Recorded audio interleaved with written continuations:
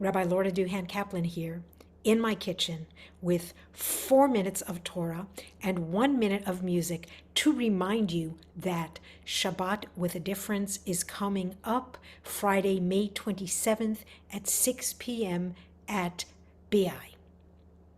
It's the week of Parshat Kedoshim, the holiness Parsha. Kedoshim is the heart of the book of Vayikra, Leviticus. I love the book of Vayikra.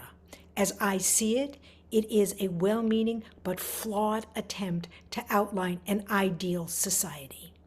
It's got rituals that help people celebrate together and grieve together and heal together. It's got the outline of an economic system that makes sure that inequality never becomes too great. And this week in Parshat Kedoshim, it's got a set of moral teachings about how to treat your neighbors in a way that makes for a community of respect and mutual support. But Vayikra also has many flaws. For example, it accepts a death penalty. It accepts lower wages for women. Yes, that is actually in there. And it includes verses that have been construed, some say misconstrued, as anti-gay. These are serious flaws.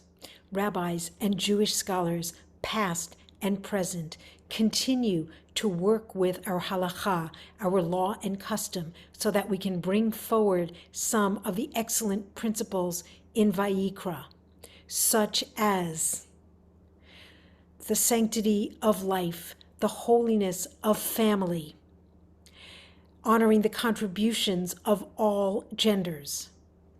We try to work with these principles and bring them forward into ways that are ethical and sensible in our time. For example, when it comes to marriage equality, rabbis in the conservative movement have agreed that Vayikra's emphasis on the holiness of family and its boundaries meshes beautifully with the teaching about the meeting of Adam and Eve in the Garden of Eden. It is not good for a human being to be alone. And thus, the conservative movement supports same-sex marriage. There's one other flaw I want to point out in the book of Vayikra, maybe a little less serious. There is no music at all in the book of Vayikra. There's music in every other book of the Torah. Bereshit, Genesis, tells us who invented musical instruments. Shmot, Exodus, tells us that Moses and Miriam and all the Israelites sang together after the crossing of the Red Sea.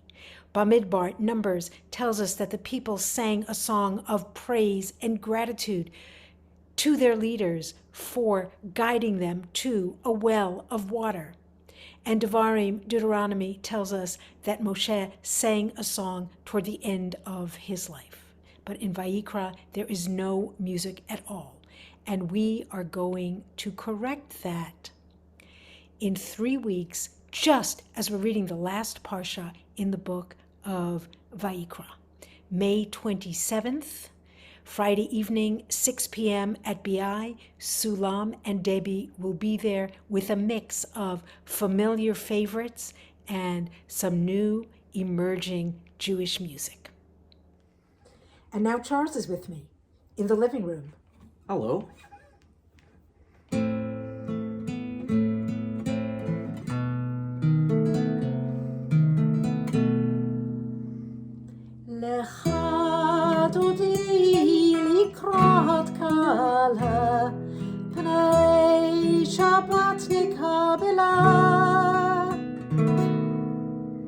See you at Shabbat with a Difference.